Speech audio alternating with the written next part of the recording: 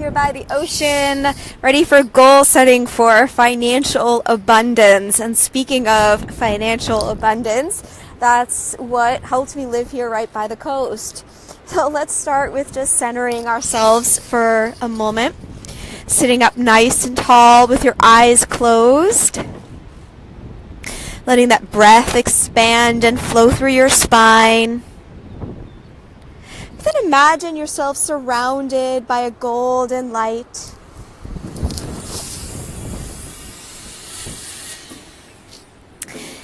And imagine your entire body filled with golden light. And think of that gold light that's shining off of a gold coin. So that financial abundance is spread throughout you, in you, and all around you. Feel the warmth of that light. Feel the comfort. Feel the stability of it. All the way down in that root chakra, where we get a sense of groundedness, where we focus on our material development. Moving energy into the material plane and manifesting that as money. Continue to breathe deeply and feel yourself surrounded by that golden light.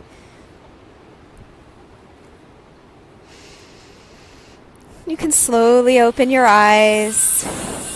So as we set our goals for financial abundance, and we're using that same notebook we've been using all week, what you want to think about is not shortchanging yourself.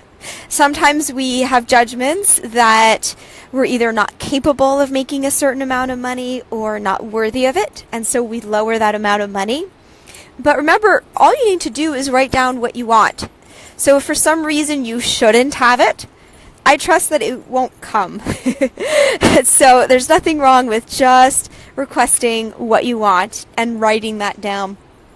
Now, on the other end, is there ever too much money? I don't think there's ever too much money, but what we want to watch out for is continuing in the feeling of lack of abundance or the addiction to always getting more and then never feeling settled and happy in the moment, or coming up with strange ideas as to what we need when we really don't necessarily need more.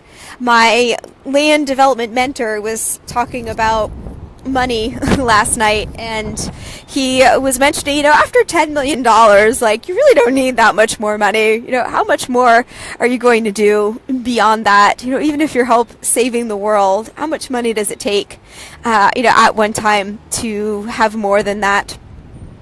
So that's something else to keep in mind there. But really, whether it's too high or too low, here's what you do is just map out exactly what you need. So you can do a cash flow analysis, and then you can also fulfill the JAR system, which I'm happy to work with you on. So you know what that is, but the JAR system helps you categorize the different areas of life, and then you really know how much you need and what you can use for different areas of life. So then you get really specific, and that's the number that you put down. And maybe you have multiple goals. So what I actually did was I created, my first goal was to get my basic needs covered by passive income.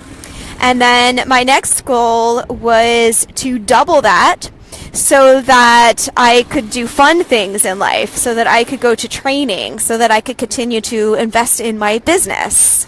And that's how much money I needed, was double that per month. And then you go from there. And what you want to do is set the amount of money you want, whether you need to make a certain amount, you want to own a certain amount, or you want a certain amount in passive income. And again, put dates as to when you're going to have that by. So then the next thing I want to do for you is just create another visualization. So again, sitting up nice and tall and with your eyes closed. And this is important because once we have the money that we want, sometimes we can continue to be in a feeling of lack because we've created an energy pattern in ourselves. And that energy pattern is likely to continue unless we consciously shift it. So literally just getting more money in your bank doesn't necessarily change that. So if we actually live with the energetic feeling right now that we want in the future, well, first of all, how better are we going to feel right now? But then we'll continue to maintain the status and the state that we want to always feel. So as you close your eyes and you visualize, the first thing to do is to consider, once you have the money that you want, or you've reached your first goal, let's say, is how would you feel inside? And imagine yourself feeling that right now. And how would you hold your body? So just the positioning that you're holding your body in right now to match that. What kinds of thoughts would you have in your head? Hopefully positive thoughts, right? We're not beating ourselves up and putting ourselves down. We're being open to the things that help propel us towards abundance and success. What kinds of things would you say to people? What words would you use? Are these words that are going to be affirming you and others positively and your potential positively? Words like trying or should, I say, are good words to get rid of. Trying doesn't mean that you're actually doing it. So we want to say that we're actually doing something.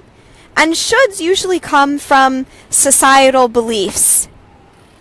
But what we should do, I'm using the word should, what's going to feel most inspiring for us, so I'll use a different word than should, is what we feel inspired to do inside, no matter what the societal conventions are. So we get that freedom. So think of words that would be good words to use once you've met your goals. What would you see around you? What would you smell? What would you hear? What sensations would you feel on your skin? Would it be warm or cool? I've got a little bit of ocean breeze on me, but the warm sun beaming down on me. I can hear the sound of the ocean wind. So you create your own story in your own place.